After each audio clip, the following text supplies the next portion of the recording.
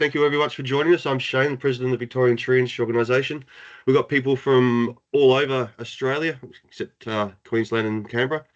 So we're really thankful for everybody to have signed up from where we are.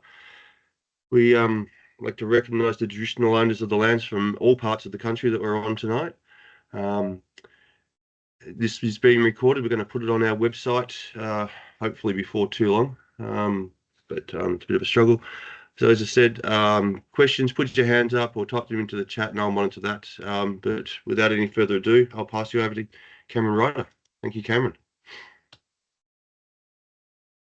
Well, good evening, everyone. Thanks, Shane. Welcome to a fantastic, fun-filled evening of Australian standards. There was a little bit of tongue-in-cheek there, but I think it is something that's certainly very important for us all to know. Tonight, I'm largely going to assume that most of you have a reasonable understanding of the previous standard, as in 4970/2009, and I will be looking at primarily what are the changes for 2025. Can everyone see that screen? Yep. Is that sharing? Cool. All right. Because I don't have a little group of people. Yeah, I can't see anybody else. So yeah, you'll have to butt in, Shane, or somebody else if there's a question. And I'm happy to take questions as we go through. Alternatively, at the end, it's something that we can.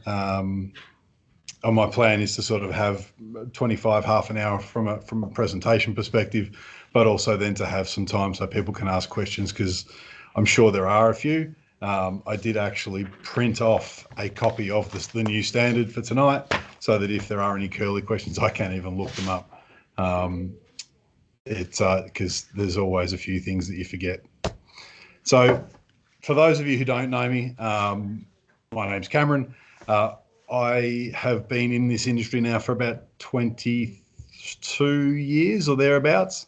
I started as a climbing arborist early on. I've been a consultant for 21 years. I started my own business 11 years ago now. I've been a director on TreeNet, which is how I ended up on the Standards Australia committee for the last 13 years. And just as glutton for punishment, about 3 months ago, I started graduate research into a PhD looking at the impacts of root disturbance on trees. So TreeNet is one of the organisations I'm a director of. For those of you who don't know it, I'm sure plenty of you do, either because you've been to a symposium or you've seen some of their online resources. It stands for Tree and Roadway Experiment and Education Network. We are a not-for-profit. It's been operating for nearly 30 years, and its primary sort of objective is to facilitate and advocate for urban trees in an urban canopy across Australia, facilitate research, disseminate research. One of the big things we do every year is we have an annual symposium. It's actually next week in Adelaide. If you haven't booked, get online and book it. It's not online. It is an in-person symposium, but it's a great symposium. We are a national organisation that's based, we've got directors based in every state in the country, so we're a fairly decentralised group. Some of you, if there's any council arborists out there, may have been involved in some of the council street tree trials we've been running in the last few years. That's one of the things we're doing to try and look at new species that can help increase the diversity and also adaptation to climate change. And if you are looking for almost anything on trees, urban canopy, porous paving, and a whole heap of other things, the TreeNet website has all 25 years of talks and papers freely available to watch and read and utilise as much as you can. And that's by far one of the best resources that we've got. So in terms of my business, again, for those who don't know me, I'm primarily a consultant. Most of what we do is the same as every other consultancy. We look at trees and we write reports. We do a lot of work in major civil projects, quite a bit of work in expert witness, and then we've also done quite a bit of work with culturally modified trees, scar trees and the like. So I'll get rid of all that out of the way. In terms of the Australian standard, I'll give you a very brief timeline for those who maybe haven't been around as long as the standard. It, I think it was actually the late 90s where it was decided that we really needed a standard. And there was a committee formed in the early 2000s to try and develop one. And then the draft, I remember that when the draft was released in around about 2007, and it quite closely mirrored the American standard for tree protection. And then following the comment process, we had our first copy released in 2009. And it was quite a momentous thing in 2009, because prior to that, when you're writing reports, the biggest issue was across all of the consultants, which tree protection zone method are you using? And there was about half a dozen that were regularly being used, and it was a real problem. So one of the best things is council got behind the new standard almost immediately, made it very clear to all the people writing reports, you must use this standard or else we're going to basically chuck it in the bin. And so certainly from an East Coast of Australia perspective, it was quite rapidly taken up and adopted. And I think it worked mostly pretty well. It was about 2021 or two where there was some lobbying. I should go back one step. A standard has to be re-endorsed every decade. And so the VTIO certainly in around about the 2018-19s, we were doing a lot of work, or the VTIO was doing a lot of work in preparing for a submission for the review of the standard. And unbeknownst to everybody, Standards Australia just rubber stamped it and said, yep, it's still good, and it's fine for another 10 years. Well, a number of people sort of got onto that, and lobbying from Arboriculture Australia, TreeNet, and a few others, we actually got a review approved, and we started that in 2022. If you've ever wondered what those kinds of reviews are like, think about trying to herd cats when you're trying to get arborists to agree on things. It was not quite a slanging match, but there were certainly times where there were furious disagreements. But a draft was put out about this time last year, and we had about 500 comments to work through after that draft was closed, and that took us about 3 or 4 months to work through all those comments. And in, I think it was May 29, 2025, we got our new 2025 standard. Just as from an FYI perspective for everybody, you can see on the right-hand side the interested parties in 2009 when the standard was first introduced, and you can see there is the pipeline industry, the Property Institute, the Energy Networks Association. There was a lot of people that didn't want a standard, effectively interested in the development of this standard. In 2024, you can see the interested parties that were involved, and it was TreeNet, universities, councils, and industry bodies. And so it certainly had I think it had a good focus on and good group of people to look at how has it been working for the past 13 years, and how can we improve it. So realistically, they are the same document. You could probably use the 2009, and there's not that much difference. There are a few changes in a couple of bits and pieces that are a bit nuanced, but ultimately, if you used either one, you could still protect trees. However, I suspect most councils and things would be specifying 2025 from now on. One of the things I just want to clarify for anyone who's not used to standard speak, we can't use the word must. Must is reserved for legislation and regulations. It has a legal implication, and standards aren't legal. They're advisory documents that may get tied into regulation and legislation, but them and of themselves, they're an advisory document. So they use may, should, and shall. So when you're reading the standard, if it says may, it's an option. And that's the kind of thing you might want to do this or you might want to do that.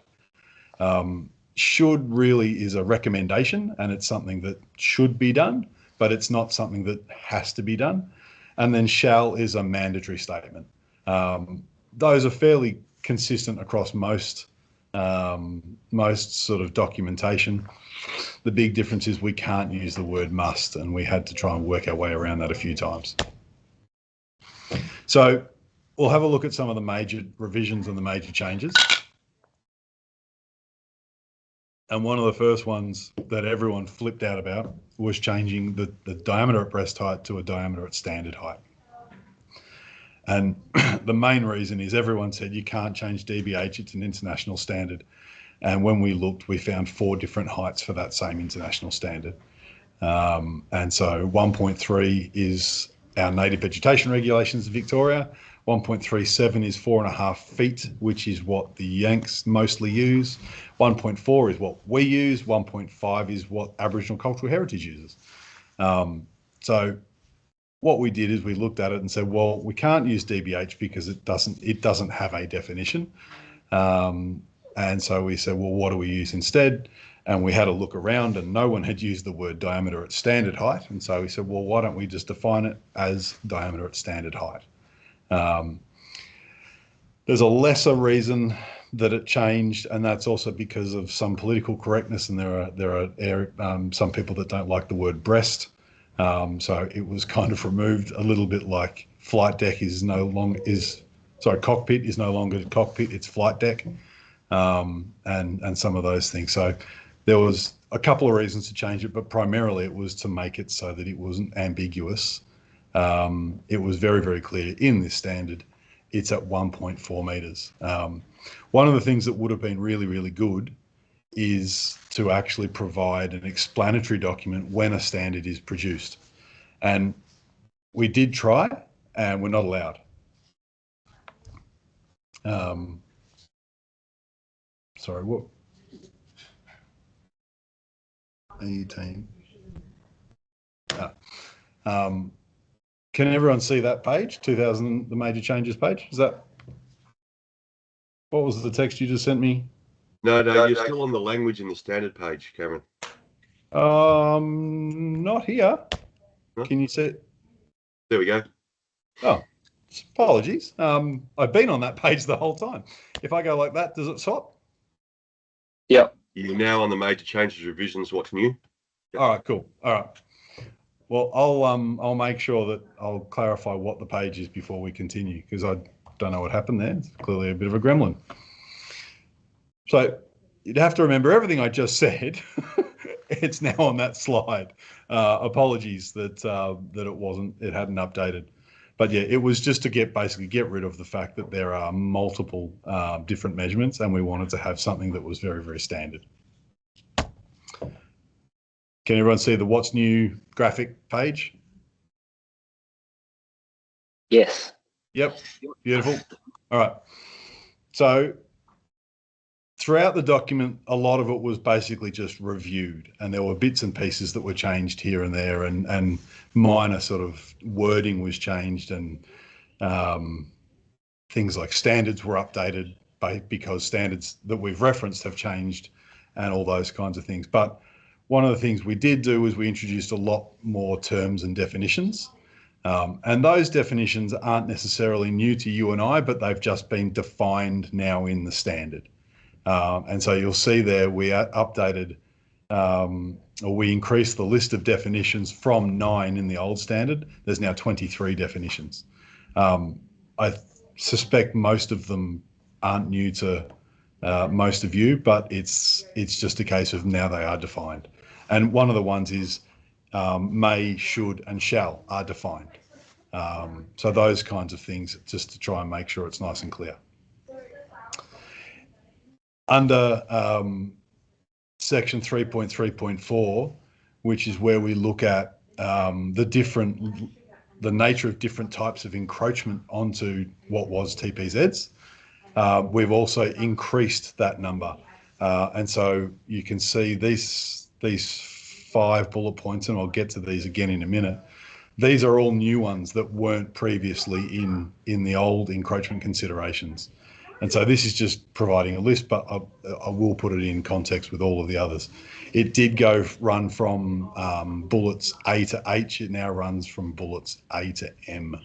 So there's a lot more that we can actually consider in the standard that might be injurious or might be what means we can actually keep. And even things like we can consider proposed staging and timing of root cutting. So yes, we might have a high level of encroachment into what we're proposing, but we're going to do it piece by piece, and therefore we can probably keep the tree alive. So there's some of the things that we've looked to try and include. The biggest change that I was happy with, and it took quite a bit to get this split, is the arboricultural impact assessment. Can everyone see arboricultural impact assessment with the little arrow graphic on the bottom? We are good. You're all good? All right. Seems like we might be up. Maybe there was an internet gremlin going on because it's a bit windy. So in the original standard, the arboricultural impact assessment actually required a tree protection plan as part of the impact assessment. And certainly in Victoria and in a couple of other states, and I know other states do it differently, it became very apparent that there's no point doing a tree protection plan if we haven't got a permit that details which trees are being removed and protected. So it very quickly became, from a planning perspective, that the tree protection plan or the tree management plan or whatever you want to call it becomes a condition of permit where council sort of says, yes, we think you can do the works. You now need to provide a document to explain how you're going to protect those trees. And so whilst in the 2009 standard it had them together, we very quickly separated them out. The other thing with that is there's the potential to do an impact assessment without doing a tree protection plan. And my argument was also you can do a tree protection plan without doing an impact assessment. And everyone said, no, you can't. And I said, well, under the definition of development, it includes festivals. And festivals don't necessarily need an impact assessment, but they do need a tree protection plan as to how the trees in the park are going to be protected. And we've done several of those for Moomba, for the Australian Open, for Midsummer and others. And then they all went, oh yeah. So whether they're done together or not, they can be done separately. So it's actually been split. So we have the arboricultural impact assessment, which I'll go into a little bit more detail later because there's been a few changes there. But we have got a whole new section, section 2.2.6, which is tree protection specifications and tree protection plan. Now, for anyone who's been in this space, you probably have seen tree management plan, tree protection management plan, and I think if I put it to the audience, we'd come up with a few more. We did discuss what it should be called, and the biggest problem with all of this was if you use the word plan, a plan can be a written document or it can be a drawing. So one of the people on our panel was actually on the committee was a landscape architect, and so we deferred to him and he said we would normally have a landscape specification, which is a written document. Sorry, Cameron, we're just getting some notifications of some freezing issues. Do you want to flick your back board? Okay, we're meant to be on page 11 now. That's 11, yep. Okay. Is that everyone caught up to 11? Yep. Okay. It is Thanks, windy. Yeah, got that. We're all good. Apologies for anyone if there's some gremlins going on. But where was I? Tree protection specifications. We called them tree protection specifications because in the construction industry, you have a landscape specification. And so we actually tried to tie it into terminology that the construction industry already knows. So the construction industry works with a landscape spec and a landscape plan. And the plan is the drawing. The specification is the document that details what condition the soils have to be, the conditions of the mulches, and all of those kinds of bits and pieces. So we changed it so that we've got tree protection specifications and then a tree protection plan. And the plan is the drawing. And the drawing should be to scale and dimensioned and be able to provide information on it so that for people who are going out to implement the tree protection plan, they know where to put fences, for instance, but also from a council perspective, if they're going out to review the plan for compliance and enforcement, they can also do the same measure and do a measure and say, well, the plan says the fence should be at 5.6 metres and you've got it at 3. So that's one of those really important things, and that is detailed. Here it is. It's detailed here. This is the new section. I don't expect people to read it. I've just put it in to show that this is a completely new section where the TPS specifies logical sequences to manage the trees, and the TPP provides that scales, the drawing that has scales and dimensions showing trees to be retained and the location of specified tree protection devices. What language like tree protection devices was used so that could include branch protection, that could include ground protection, that could include a fence, that could include any number of things that we are using to protect a tree. And here's a really good example of the may, shoulds and shalls that I just happened to notice when we were doing this section. We have all three basically in the one paragraph. And so it's the kind of thing where we look at the may down here. There may be changes made to the tree protection plan by the project arborist or the relevant authority. They may want to change. However, the things like the copy of the tree protection plan shall form part of the development plans. So it must, that's a requirement. And then something like a document version control should be used to manage any revision. And that's one of those things that go, listen, it'd be good to do it, but we understand that, you know, maybe some will and some won't. Probably have already gone through most of that in the previous slide. Can everyone see that TPS shall slide? Are we still moving along okay? Yeah, page 12. Page 12, yep. Maybe I'll just reference the page numbers. Probably don't need to go into that only because I pretty much already have. So we'll go to page 13. This is just a quick example of a tree protection plan that I've produced, and I only provided it simply to give that guidance in terms of, you can see we have dimensions from the trees as to where the fence should be, shows where the fence is, it shows where tree protection zone signs are, it provides some detail at different spots around in terms of what's actually going on in different areas. We have a legend, we have some generic pictures of what the fencing should look like and things like that. We have a list of notes for demolition. The tree protection dimensions are up in the top corner here. This would normally be an A3, by the way, so those tiny dimensions in the top would be much bigger. And it just gives an overall view, and then the specifications would support what we've prepared in there. So 14.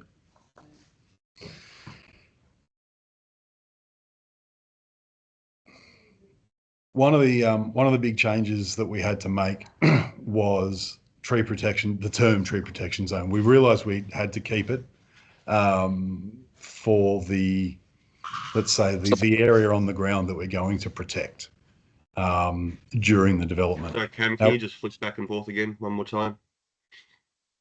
13, 14. Okay. Everyone caught up? That all good? Yep, we're looking good. Thank you. So the TPZ basically meant multiple things, and I know from talking with Shane, it's been something that's been a problem from a council compliance perspective, and just everybody says, well, hang on, isn't it 12 times DBH?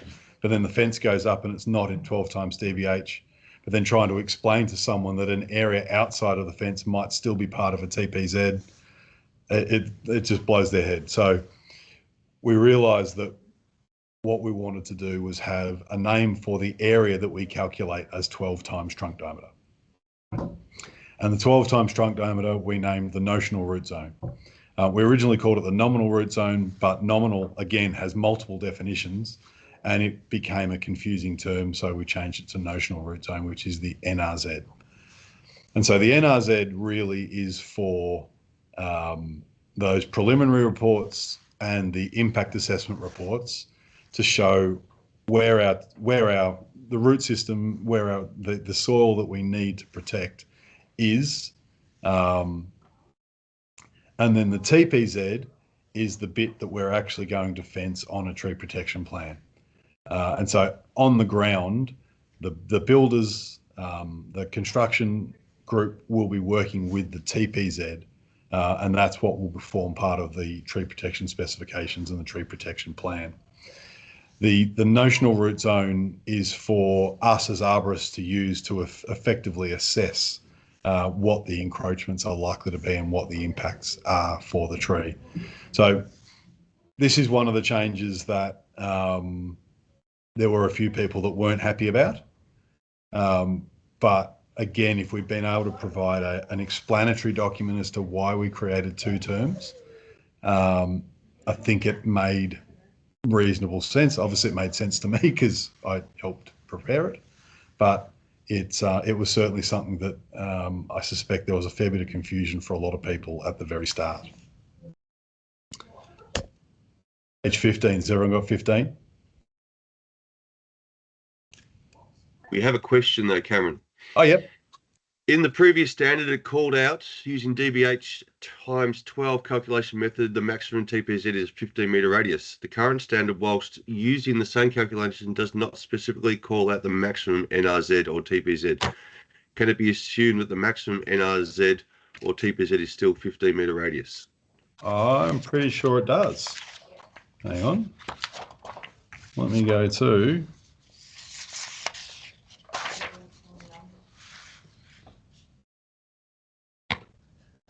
So on page 10 of the standard, any NRZ radius shall not be less than 2 metres nor greater than 15 under section 3.2. So yes, the maximum is 15 metres. Now, to put things in perspective, with 15 metres, that's 706 square metres. Now, it's bigger than most modern day house blocks. It's a hell of a big area. But yeah, no, the 12 times DSH. See, I'm still getting used to the terms, but the 12 times DSH does max out at 15 metres unless there is canopy considerations, or some other reason. You may be looking at Moreton Bay figs and they have giant roots that are continuing on one side, and so that's something that you'd definitely be able to justify why you need to vary it. But one of the things we did try and do with the section 3 is we changed it and called it determining protection zones, and we've tried to give it more of a chronological process. And that process really is about, first we calculate the NRZ, then we consider the other factors that may affect root growth, species tolerance, past structures, those kinds of things. And that's the list is here, which I've got there as A to M. I'll show you in a second. We've reviewed the crown. Do we need to provide any additional protection for the crown? And it's always important to remember that this is in 3 dimensions.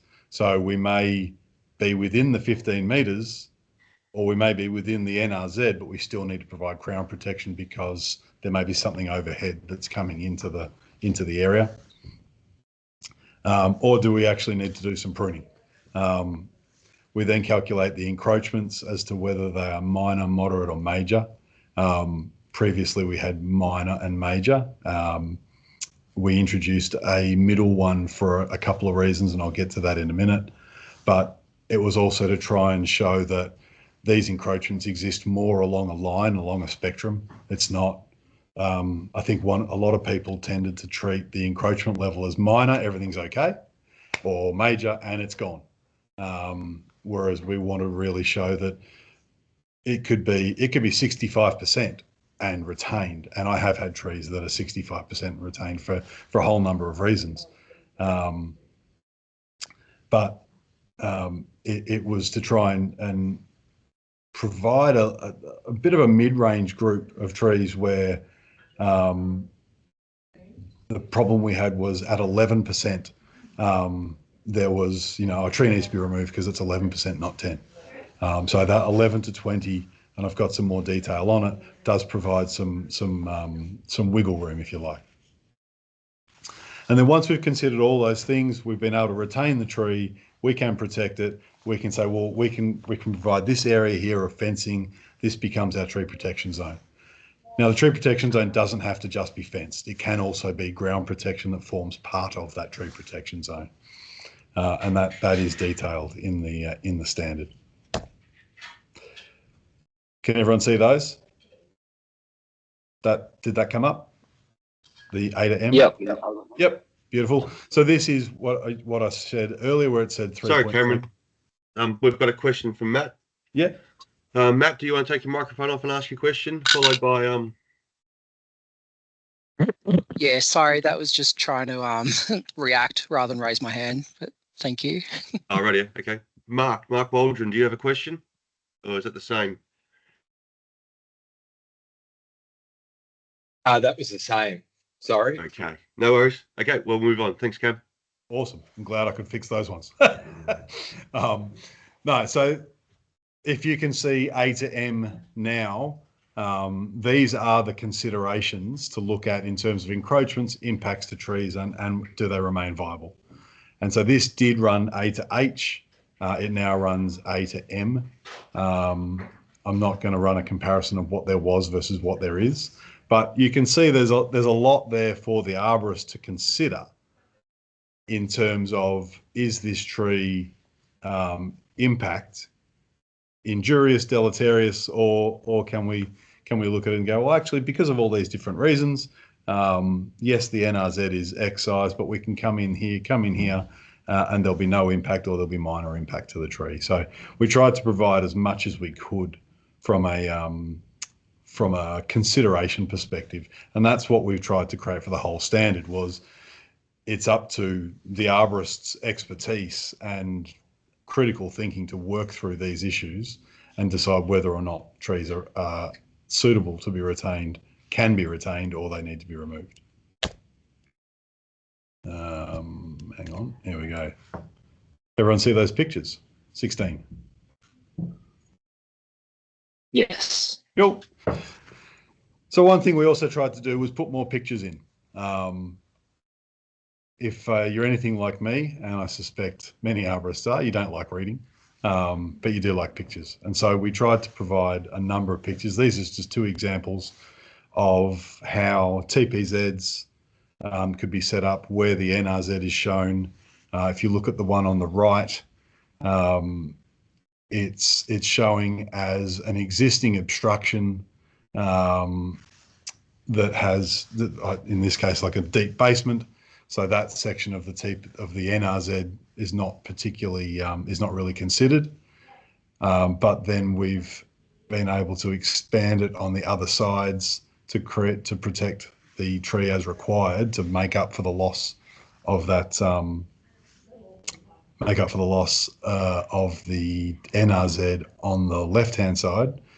What you'll also see is, and it's it does show in the legend, it shows along here is an existing path, and so that existing path, where it comes into the TPZ here, it's supposed to reflect that we're using the path as ground protection, and let's hypothetically say there's a door here, and that way we can still get in, or we don't need to fence this area because it's covered in an existing path, and so that can therefore be used. I'll be the first to acknowledge that some of the drawings are not the best. I thought that a isometric style drawing would be better, but it got too late in the process, I think, and we're kind of stuck with what we've got. But there's more than those 2. I'm not going to provide them all, but there's 2 examples of trying to provide for how the NRZs and TPZs can work. Page 17, everyone got that? Not yet. Yep. No.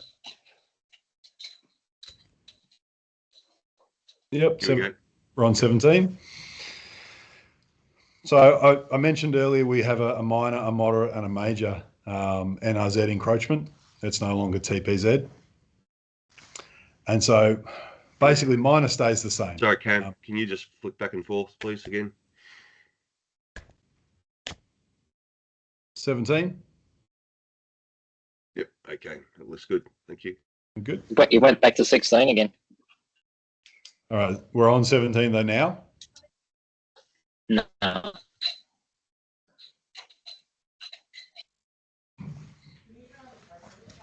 Yeah, just flick back and forth one more time, Cam. I've got it forward once. Okay. Yeah, that's it. Okay. We good? Okay. Looking good at 17. We're on 17. So we've changed the encroachment levels slightly, as I mentioned earlier, but this is a bit more of a detailed review of them. Minor hasn't really changed. So minor is still less than or equal to 10% of the NRZ, and no SRZ intrusion is deemed minor encroachment. And it's generally considered that this is probably achievable without any major impact on tree health. To put it in perspective, I think the British standard has the same level of encroachment, but on 10 times DSH. And so ours actually, at 10%, ours actually represents a much lower level of encroachment than, say, the British standard. Because there's often been a dispute about whether it should be 10. The reality with 10, I'm pretty sure when it was first put up was, well, what do you reckon about 8? No, that's not enough. What do you reckon about 15? Well, that's too much. How about 10? 10 sounds good.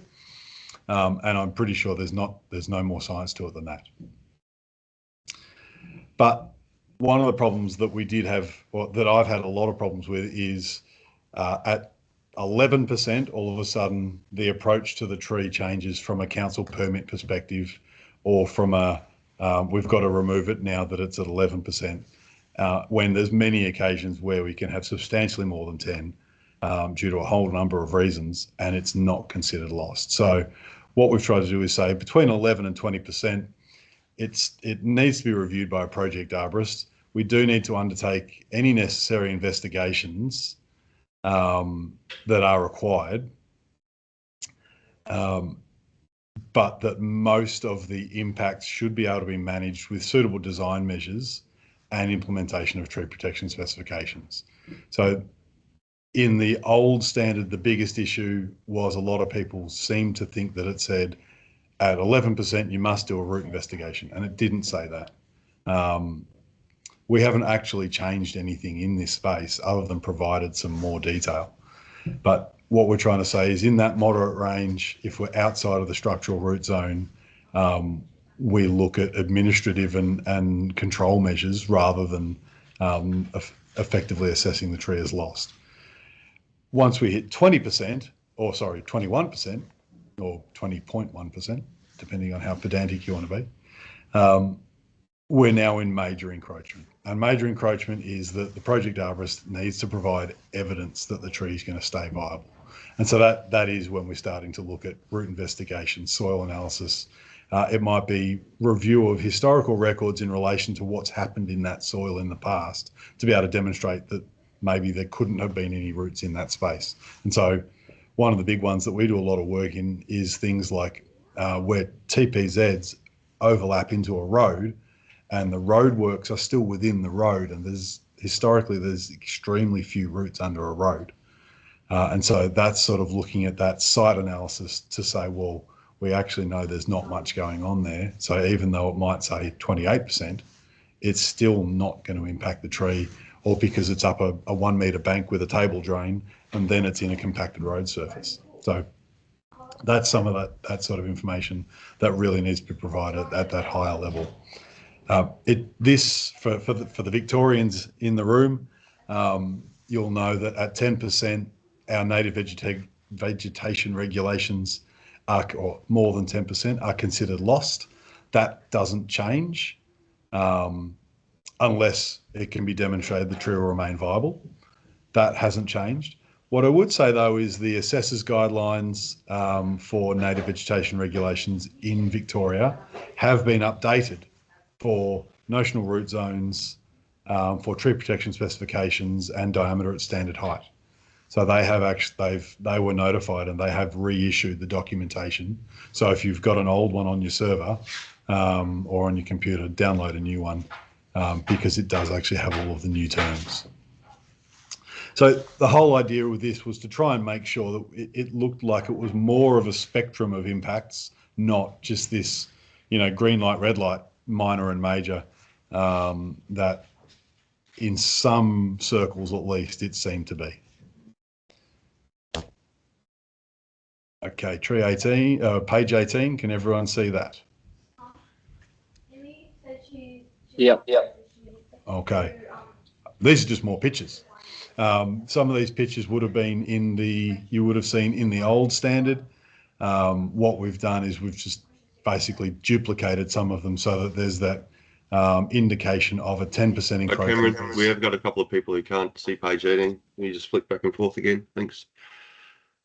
How can some and not others? That can't be me then. I blame Shane. Yeah, I'll blame Shane. And Rob. He stayed quiet. All right, can everyone see that now?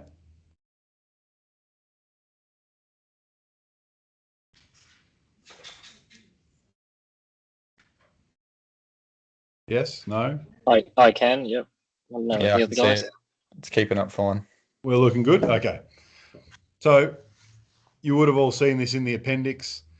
We've actually moved these into the document to provide better guidance. There's more pictures to show the indication of a 10% encroachment versus a 20% encroachment. But again, it's just to try and help RSO. We've got more pictures. Hopefully we flick to the tree protection zone sign page, page 19. Yeah. Yep, I can see that. We're good. So on the right-hand side, you would have, this is the copy of the one that was in 2009. On the left, we've got the 2025 version. I actually really like the 2025 version. This is, in the standard, it says this should be at least an A3 size. By all means, you can put whatever you like on it. But one of the reasons it changed from black to white is that under AS 1319, which is safety signs for occupational use or something, you can't have an exclusionary sign with a black background and white text. It must be a white background and black text. And black text, sorry. So that had to change as one of those simple things. But I think the sign on the left actually works much better than the sign on the right. And it does give you a bit more freedom to sort of put your own activities in there, put some of your own details. But I think it gives good guidance. Page 20. Yep. Very good. So page 20, all I've just got is this is what hasn't changed substantially. The overall purpose hasn't changed. It's still there to protect trees. The planning and tree protection process at the start hasn't changed other than minor wording updates and bits and pieces. Structural root zones, which I haven't touched on tonight, haven't changed. The tree protection measures in section 4 and the monitoring certification in section 5. There's been no substantive changes to any of that stuff. It's only been wording updates and bits and pieces to reflect a more modern approach. What we didn't do, if you can see page 21, hopefully. Nope. No, come on. Wakey. Yep, there you go. Yep. So what we didn't do, for anyone who knows the standard well, at the start, you'll see there's this giant table 1. From the day this standard was released, I never understood table 1. I still don't understand table 1, and I was in charge of, well, not in charge of, I was one of the people to review it. Still don't Can you really just flick? understand So can you just flick back and forth again, Cameron? what. So I'm on 21 now. 21. Yep. Everyone's on 21. Yep. Yeah. So table 1 at the start I think is a nightmare. And it was something that we did want to change. But it's something that we also didn't have the scope or the time to change. What we wanted was to get something like the TreeNet flowchart, if hopefully people can see that. And it's a flowchart that starts from that early master plan all the way through to construction and defects and liability. The TreeNet one I've used here, one, because I'm a director of TreeNet, but to the TreeNet one, you'll see really, really small text all the way through it. And it actually cross-references the standard all the way through.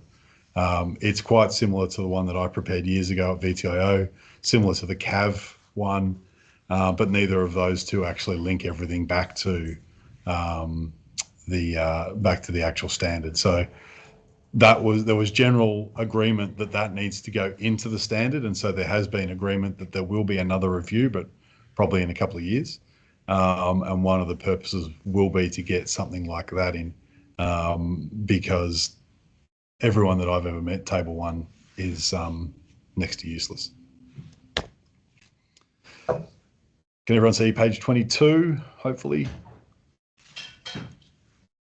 Nope. Mm. Yeah, we're getting a couple of yeses, a couple of nos. Are you just getting the thumbs up and thumbs down reactions? I can see it now. Got 22 now. All right. So overall, if you read them both, and because I've had to do this for a few people, there's actually not much has changed. We do have a few new acronyms. People have a habit of kind of flipping out over the change of something like DBH to DSH. But ultimately, most of what's there was kind of there to start with. DSH, NRZ, TPZ, PAR was already there, AIA was already there, and I think we called it a tree protection or tree management plan in 2009, and now it's a specification. So these are all fairly simple explanatory sort of acronyms,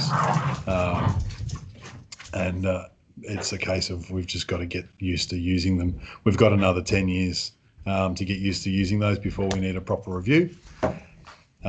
If everyone can see page 23. Nope. Come on. Yep. Yep. The other ones, assessment of encroachment now has 3 levels, not 2. What I would say is with all of your reports in this space. Can we just flick one more time, please? We've got a couple of no's. Yep, they're looking like they're turning into yeses. Awesome.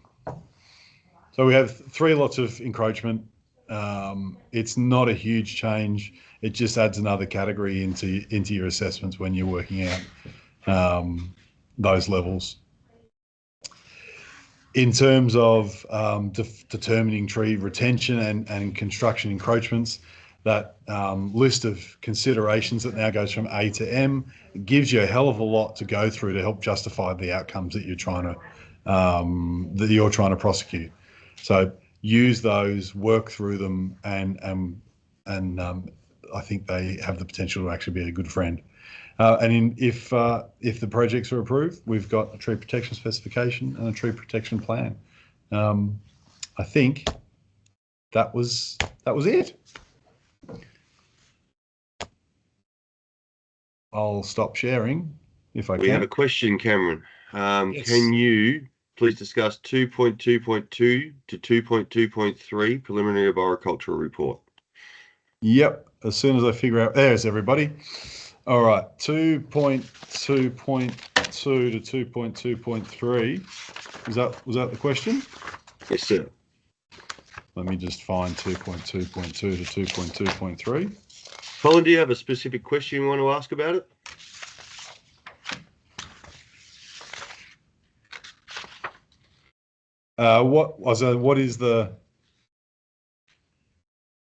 What's the question about that? Colin, do you want to maybe expand on your question for Cameron? Yeah, I think what's the methodology for assessing suitability for retention? I get mixed up in stars and SRIV at this point. It's really simple. You define how you've done it. The standard does not provide a defined. You might use the IACA stars. You might use Jeremy Barrel Sewell from 25 years ago, or you might just look at the tree and go, "That's a really good tree. That should have high retention." So many people have got different ways. We did discuss it. There's agreement that it would be good to have, but there's also agreement that it's very hard to get agreement on it. So that's really dancing around the question. But it's basically you need to define those things, is the short I guess answer. local legislation or zoning or covenants would come into it there. Potentially, where are you, Colin? Tasmania. Okay, in Tassie. I don't know the regs in Tassie, but certainly in most of Victoria, it basically says that in terms of when council requests something, it'll say something like they want a retention value. They don't specify. It's really a case of you need to provide what it is.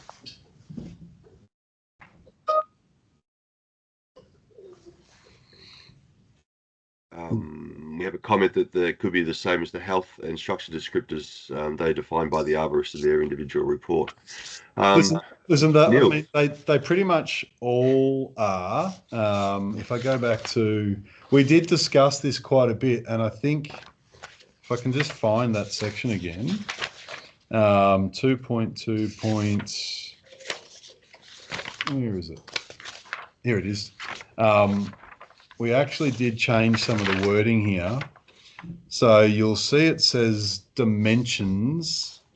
I think previously it actually had height and width. And we've said, for example, crown, spread and trunk diameter, because different people require different things. Some want a circumference, some want a radius. There were others, maybe it wasn't in here. There's a few spots where we changed words from being very prescriptive to being descriptive, to allow for variation between a lot of different regulations. And the thing to keep in mind is this is not a standard for council town planning applications. This is a standard for a federal application. This is a standard for an internal. The military might have their own internal processes. It's a standard to cover so many things other than, Victorian town planning or Sydney town planning. So it had to be equally broad, which kind of means that it then doesn't necessarily fit, which is why you need to specify what you've done.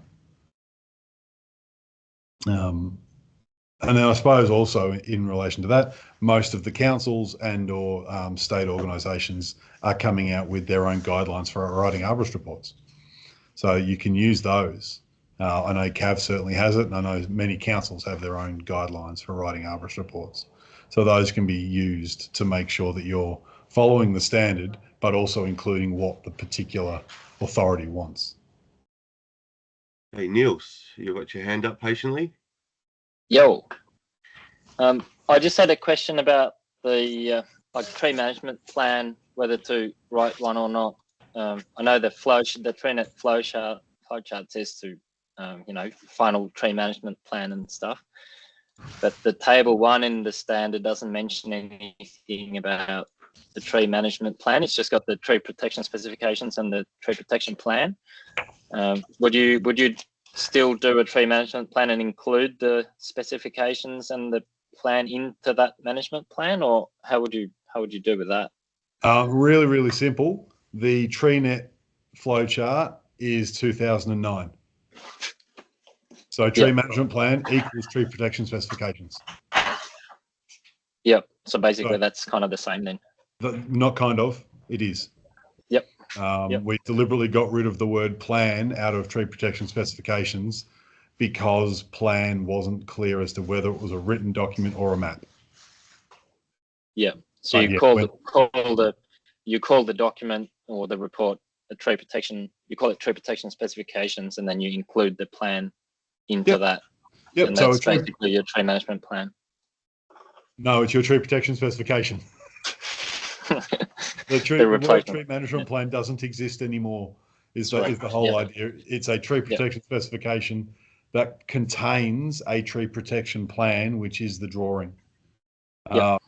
And what I would say there is 90% of the time you should be doing both.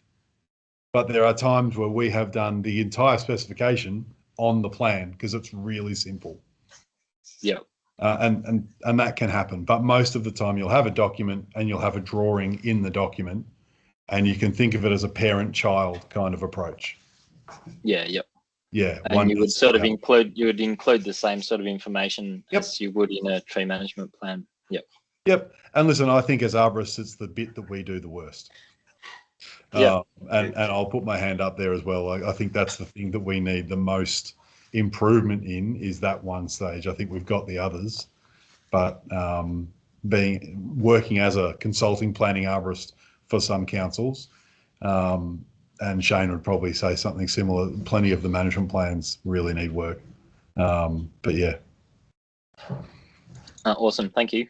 No worries. On moving away from the management plans, when we have the impact assessments, do we need to show the notional root zones and the tree protection zones in an impact assessment? Well, yes. The notional root zones are what you will be doing the impact assessment on.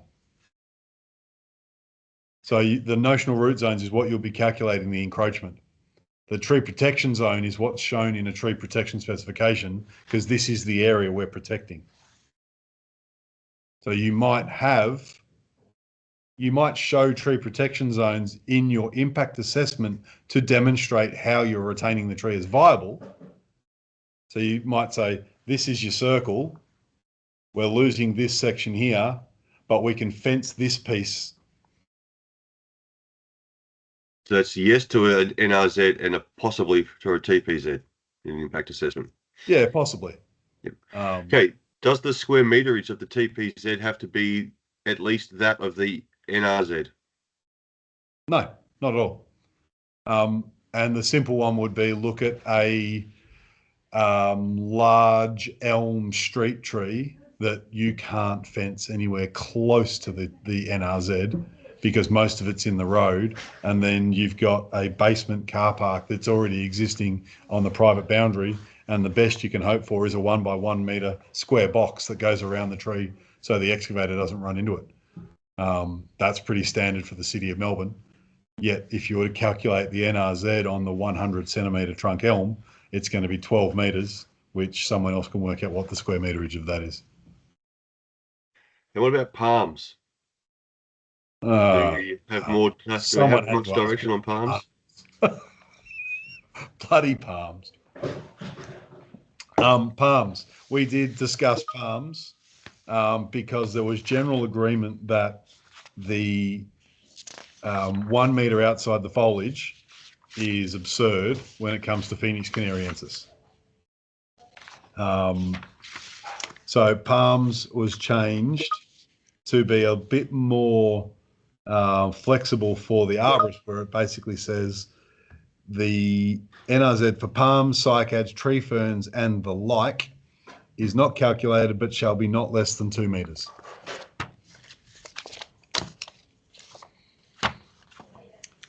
So it's basically, again, that's something that as the arborist, you need to look at it and go, okay, what's appropriate here? And that the examples are some of the palms that are, transplanted with a root ball that extends 30 or 40 centimetres off the trunk. I'm not going to get into how much of that I necessarily agree with or not, but palms, cordyline, all those kinds of things are something that you need to basically prescribe yourself. Is the measurement of the NRZ taken from the center of the trunk or from the edge of the trunk? Always the centre. Jared, you've been waiting patiently with your hand up. What's your question? Thanks, Shane, and thanks, Cameron. I spend a lot of my time justifying encroachments that are over 10% where it's appropriate to do so. And I still haven't really quite adjusted to this moderate and major encroachment now. I appreciate what you said tonight about it being a spectrum, but do I need to provide the sort of same level of evidence or justification for a moderate encroachment as I do for a major? No. What I've been finding is once I'm over 10%, I'm providing that justification the same as I would for a moderate as I would for a major encroachment anyway. Does the standard sort of place less kind of demand on the evidence that I need to produce for a moderate encroachment? Yeah, quite explicitly it does. It literally says, and I won't even bother trying to bring up my presentation again because it's clearly wasn't working that well for everybody. But I'll flick through to the encroachment section. It's actually very, very explicit that they are not the same. Here we go. So with moderate, it says a project arborist shall be engaged to review the proposed impact and undertake any other necessary investigations to address the factors listed in clause 3.3.2, which are those A to M ones that I showed you earlier, to demonstrate how the tree will remain viable. This may be through the implementation of suitable design measures and construction controls to mitigate impacts during the development process as part of a TPS and TPP. Major says the project arborist shall be engaged to explore alternative designs within the design team to demonstrate the tree will remain viable. For assessment of major encroachment, a more detailed investigation is necessary. This can include research such as root investigation, soil analysis, historical records of the tree, relevant literature, and examples of similar encroachments. So there's a more evidence-based approach for major than, and there's, I would say, a more administrative approach for moderate. I see. So is it suggesting that if you have a major encroachment that you either need a design change or a root investigation, that, and unless there's something really obvious, like an existing basement or something like that, they're really your two main options with a major encroachment? Well, major encroachment, I spoke earlier about the roads as the example. And we do a lot of these, and it's quite common for road encroachments to be 30 or 40%, yet there's no actual impact because of the nature of the road. So you can explain that out from site analysis and sort of historical records and examples of where there are no roots under roads. And I'm quite happy to put my hand up and say there are no roots under roads. Yeah. So at 15%, you've still got to justify why you're over the 10% and provide a discussion on that. You can't simply just say it's only moderate. Who cares? Let's move on to the next tree. No, absolutely not. So if it's 15%, you might say, listen, it's 15%. It is decking. We've changed the strip footing around the outside to just be posts, and there'll be a TPS and TPP implemented. It specifically states TPS and TPP is to be implemented for any moderate tree as part of that process. So that can be requested by the authority.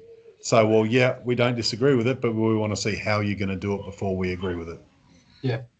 So it is that I think the simplest way is to say one is more administrative, one is more evidence. Oh, that clears it up. Thanks for the clarification.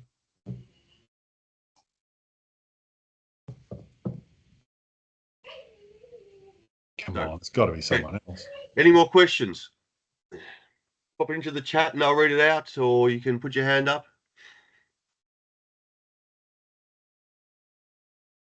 Okay, Miss Barnes. I've got another one that may or may not be kind of related. Okay. We'll just have Rebecca Barnes go first, Niels, and then you can come back on. Yeah. Yep. I have something that might be a little bit contentious, and that is that the definition of a project arborist is minimum AQF level 5, and it specifically mentions the AQF. Does that mean the grad cert wasn't considered at all when reviewing the document? Let's go back to the definition. Hang on. I knew there was a reason I printed this off.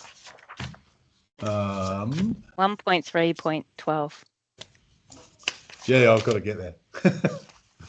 So at 1.3.12, it states that AQF level 5 or equivalent and be able to perform the tasks, and suitably experienced and competent in arboriculture. Doesn't say it has to be AQF level 5 because it says or equivalent. The grad cert was specifically not put in because it is a university degree and universities can do whatever they like. I agree that I don't have an AQF 5. I have 6, 7 and 8, none of which are the grad cert. But it's one of those things. There are plenty of people that have the Cert 4, which hasn't been offered in 20 odd years, but is a very, very good qualification. And so the equivalent and demonstrating that you have the competency and the expertise to act in that role should allow you to tick off those additional issues.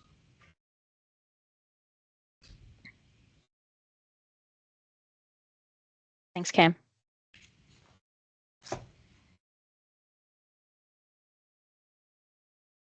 Was that another one, Shane? Did I hear a ping? Yeah. Sorry, that was sorry. Yeah, Niels, do you had a follow Oh question? yeah, Niels. Yep. I just wanted to touch on I don't know what it said in the old standard, but the encroachments. It says it's above or below ground. Yep. And I'm just thinking, surely above ground is generally less bad.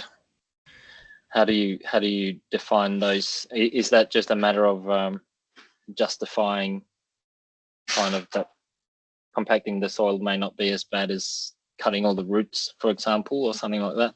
Above and below ground is taken for the trunk. You cut the trunk off. Yeah. That's pretty bad. Yeah. It literally is. We and ahed over area and different terms, and zone is not explicit in that it can be 3-dimensional, 2-dimensional. It is the area, the volume is, and so I'd even said the area as I showed the volume. It's the region, the zone. So it may be something where you're cantilevering over, but you've got to cut half the canopy off to do it.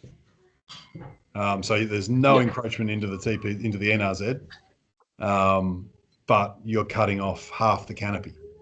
So that still has to be considered as an encroachment, and whether or not that's appropriate. Yeah, I had one the other day where it was about resurfacing a road without cutting into it, and they still wanted me to assess the encroachment. I'm thinking it's already a road there. You know? Yep.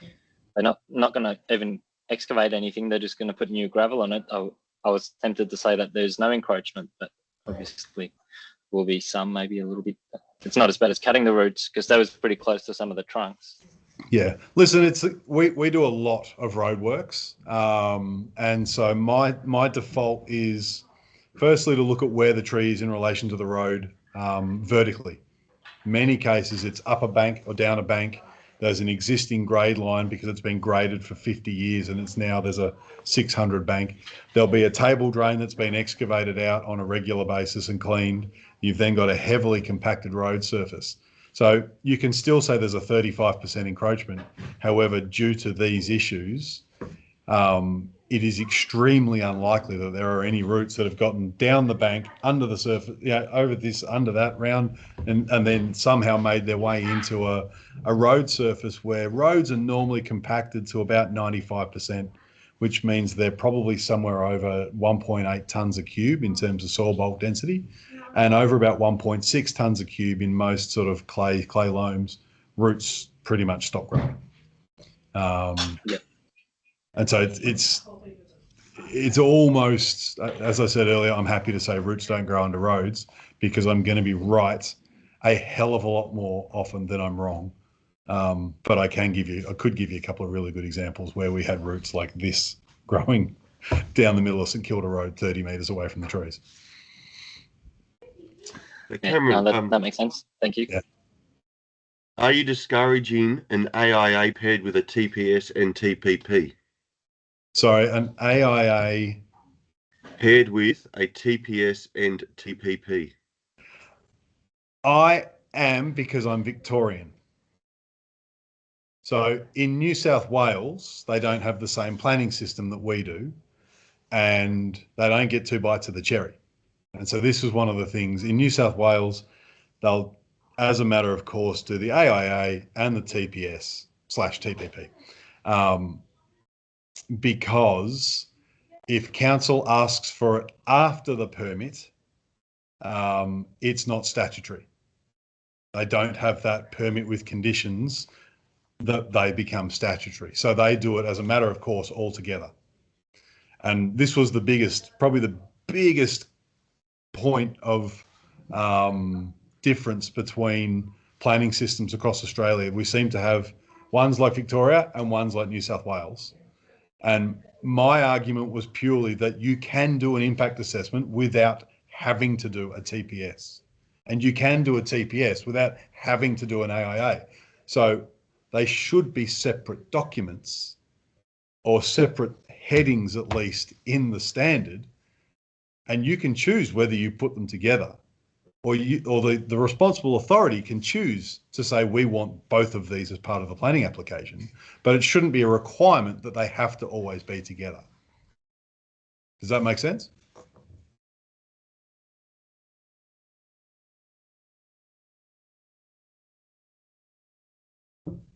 So we might get some follow-up queries on that question. 3.4 of the standard mentions that an SRZ shall be calculated when there is a major encroachment, 20%. Does this mean that if the NRZ encroachment is only 50%, it doesn't matter if it's inside the SRZ? Hang on, contrary to all these things, I don't remember it all off by heart. 3.4, did you say? Yep. 3.4.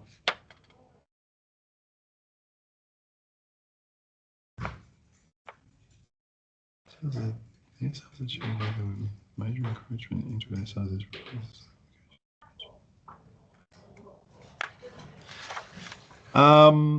No, it doesn't, only because under the definition of moderate, they're not, they're a little bit contradictory. Not contradictory, but they're not complementary.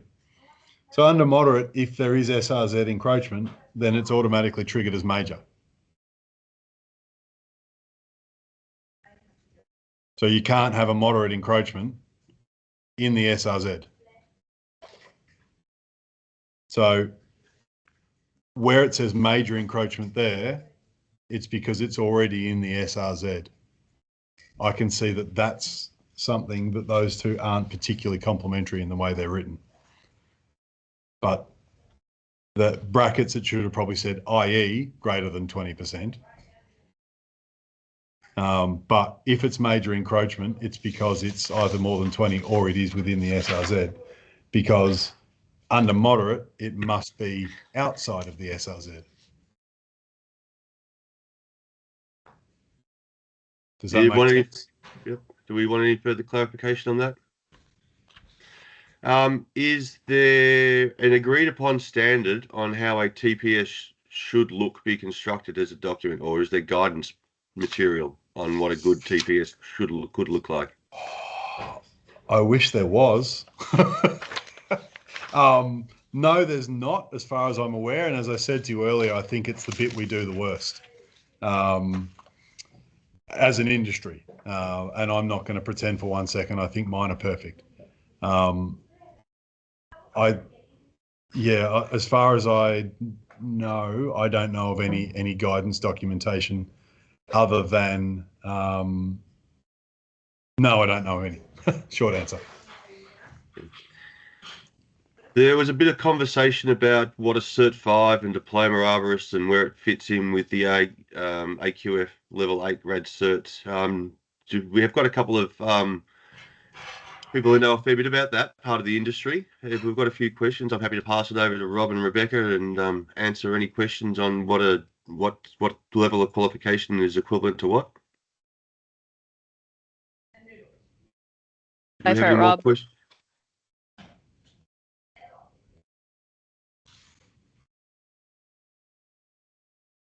Can you hear me now? Yeah. I think Cameron referred back to the standard, and it's not so much the codes and titles against the qualification, but the competency of the person who's writing the report. So the standard says AQF 5 or equivalent. So if somebody's got at least an AQF 5, then that's what the standard's looking for. Does that sound like a similar, different way of describing what you said, Cam? Yeah, I guess the only thing I would add to that is before it gets to qualifications, is it says shall be suitably experienced and competent in arboriculture. It then talks about a qualification. So I don't necessarily think by virtue of an AQF 5, you are suitably experienced and competent in arboriculture, because I know plenty that aren't. Yeah, that's why I think that's why the standard says not just a qualification, it says suitable person. Yeah. And so, it defines it, or the role is competent person responsible for carrying out tree and impact assessments, report preparation, consultation with designers, specifying tree protection measures, monitoring and certification. So it's the kind of thing, if you can't do that, then you're not a project arborist. It then talks about the qualification you need, but you still need to be able to do those things.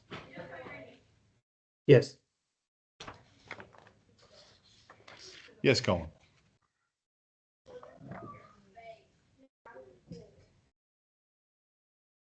You're on mute. Yeah, I'm not now. Got me. Yeah. What if I'm not available, but I send out unqualified person with giving them instructions as a project arborist overseeing something on site? That's what I'm thinking about, arborist oversight on site. Yeah, potentially. I think with suitable training, I don't see that as an issue. To give you an idea, one of my staff, so I don't have an AQF 5 at all. Two of my staff do, and another one has the grad cert, and then another one has the foundation degree in arboriculture from the UK. And that roughly equates to what I did, the advanced diploma, which was AQF 6. And so I don't actually put a lot of stock in it must be AQF 5. I think it's, does this person know what they're doing? And I guess there's a difference between writing and producing a report and being capable of doing the impact assessments, etc. And what I'm thinking about is just simply arborist oversight during some sort of operation. Yeah, that can be more complex than writing the report. We've had times where you need someone who understands trees on site. Plenty of times, and the person who doesn't really is gonna make an absolute mess of it. So I'm not going to say that you need to be supercomputer literate to be able to be the guy on site, but in both cases, I think you need to be equally competent in arboriculture. But I also think there's space for that trainee position and guidance and all those things, because how else do you get the experience? Yeah, particularly if you've given them a list of things that they need to check off and whatnot. So. Yep, absolutely. I suppose one other thing to add, Cam, to the discussion on qualifications is it may be the case that the standard talks about competence and then talks about qualification. You'll then have your regulatory bodies and your statutory customers, i.e. local councils and others, who will specify what qualification they require from those submitting reports. Yes, that is true. However, in my real world experience, none of that is almost ever checked. No one ever follows it up, and no one actually knows what they're specifying when it comes to qualifications. So they wouldn't really know what they're getting back 9 times out of 10. Everyone goes, oh, standard says AQF 5. There you go, bang, AQF 5. Well, one of my staff is not AQF 5 at all, and hasn't. He's completely different qualification. No one's ever questioned it. His says FDSC. There's a really big disconnect in that space, and I would agree with you. Like, it's the AQF. It's far too hard to try and specify all the qualifications that might be appropriate. The only national qualification is AQF 5, and so was basically why it's chosen. But I think there's a whole range of different things that are appropriate, and you might also find yourself in Alice Springs and there aren't any AQF 5s. There's a bloody good AQF 4. That's been working there for 20 years and knows those trees better than anybody. So I think it needs to be able to suit a broad range of people and a broad suite of skills. And I think it's up to everybody to try and do as best they can. We have possibly maybe the last question coming in from Jemima. Yeah, hi. Thanks, Cam and Shane. I just have a question in regards to the practical, I guess, application of the AIA and separating out the specifications in the plan. When you're actually quoting for a job, Cam, do you actually separate out the plan and the specifications now as a separate kind of post-approval requirement? How do you go about making that work? Where are you, Jemima? I'm in South Australia. Okay. In Victoria, a tree protection specification is never asked for until after permit. Yeah. So most of the time it's not even quoted. Yeah, I've been trained to, that TPP is pinned under that AIA. It's kind of, you don't get it without the other. That's kind of my consistent thinking, is that the TPP and the specifications would still be pinned underneath that. But with it kind of being separated out, I wasn't sure about how you would go with quoting it in regards to approvals. Listen, it's as I said earlier, it doesn't mean that you can't keep doing what you've been doing. It's just highlighting that you can do one without the other.